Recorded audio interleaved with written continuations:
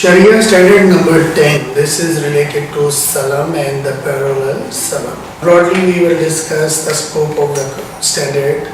We'll see how a contract of Salam look like.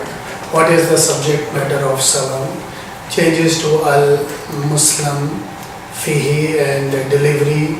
How the delivery will be done. What is the parallels, the Salam and Salam bonds. And what is the issue date of this standard. The scope of this standard is whether the institution is the buyer or a seller and issuing Salam bonds. Standard of course is not applicable to Islamia, that is a manufacturing or supplier contract, because there is another standard for it. Let's talk about the general framework about the Salam contract. What is permissible and what is not permissible. What is Salam? This is already we have discussed and we have done a couple of entries as well, accounting entries. I will straight away discuss the Shari'a standard. We will discuss the permissible or what is permissible, what is not permissible. So it is permissible to initiate through negotiation several Salams contract with different parties. Each operation will end and it's due at the due date. So it's like as a specific period of execution. It is also permissible to draw up a general framework on a master agreement that consists of an understanding to conclude the successive Salam contracts, each of which will take place at the appropriate time. If the Salam contract is concluded on the basis of what was initially agreed in the MOU, Memorandum of Understanding, the content of memorandum become part and parcel of the contract.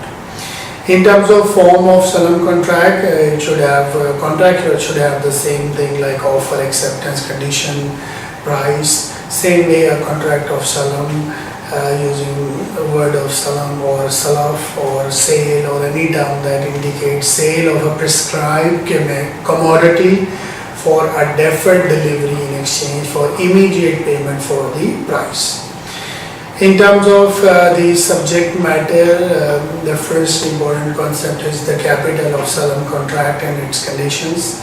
It is permissible for the capital of Salam to be in the form of the fungible good such as the wheat or cereals, in case the parties must make sure that they do not fall into riba. Riba is like any form of riba. Interest is prohibited and any transaction should not look like this way. The capital may also be item of value such as livestock. It is also permissible for it to be in the form of general usufruct of a particular asset such as living in home or having the use of aircraft or a ship or for a certain period of time. Capital of Salam should be made known to the both parties. Both parties should be transparently dealt in a manner that remove all the uncertainties and eliminate the possibilities of the dispute. So transaction should be kept very clean, very transparent. Capital in a Salam contract must be paid immediately at the place where the contract is concluded. It is not permitted at all that a debt be recognized as a capital of Salam, because any such shape is not permissible according to the Sharia standards. Let's talk about Al-Muslim Fihi and its condition. Salam contracts are permitted for fungible products and goods. Like those that may be weighted. We can weight them, we can measure them, we can count them in terms of mangoes, apple, in terms of wheat. The article of which of course should not differ in any significant manner, like all mangoes, all wheat, this will be similar in the bulks with some different qualities and quantities.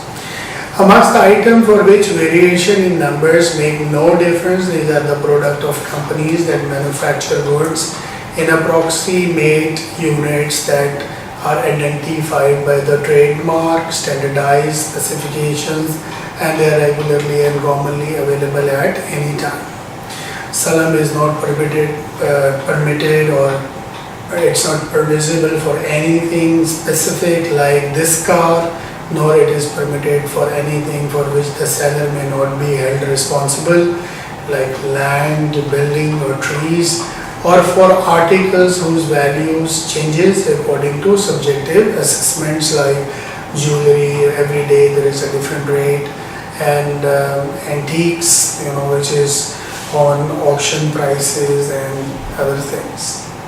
It is not permissible for a Muslim fee to be an amount of currency or a gold or a silver, and it must be kind of article for which a specification may be drawn up so that the seller may be held responsible for its conformity to the specification, and specification should be clearly defined in a contract.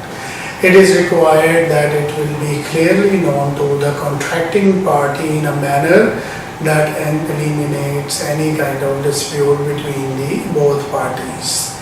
And they should know the quantity, and the information should be available, date of delivery should be known, and in principle parties may designate the places at which it will be delivered. So both way the scope of the transaction should be very clear. In terms of security, this may be secured by a pledge or a guarantee or any other permissible way of securing payment in order to give investor a security or a comfort so they can motivate themselves for this kind of transactions. In terms of changes to al-Muslim fee, there are certain guidelines. First of all, it is not permitted for a buyer to sell before taking possession of it. So first you take the possession, then you can sell it easily, lawfully. It is permissible for the buyer to exchange for other goods except those goods which I told you already, like currency, jewelry, which is we cannot quantify a specific outcome. It is permissible when the both parties agree to cancel the entire salam in return for a repayment of the full of the amount of capital of salam. Partial cancellation of the delivery of the part of al-Muslim fee in return for a repayment of a corresponding part of the capital is also permissible if both parties are agreed on this. In terms of delivery, seller is under an obligation to deliver on a specified date. If a seller offers deliver good of quality that is superior to required by a contractual specification, the buyer must accept the goods. Suppose you already agreed for a A-grade quantity, then he is not able to provide, we have A plus quantity, so buyer should not have any problem because it's a common sense. And but in terms of other contractual obligation, it should be the same. If the quality of the delivered goods is inferior to that which was required and buyer is subject to reject in his condition, this is his own rights. It is also permissible for two parties to agree to settle in terms of acceptance of goods at a lower price. So where you feel that this the quality that is provided is not up to mark, and you believe that it should not be this way, so you can give a counter offer. You can agree with both parties and you can revise the price.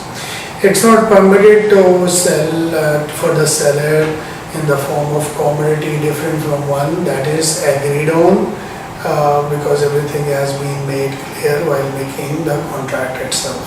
Delivery may take place before the due date on the conditions that if you get a crop or anything before time, you can agree with the buyer to deliver on before the due date.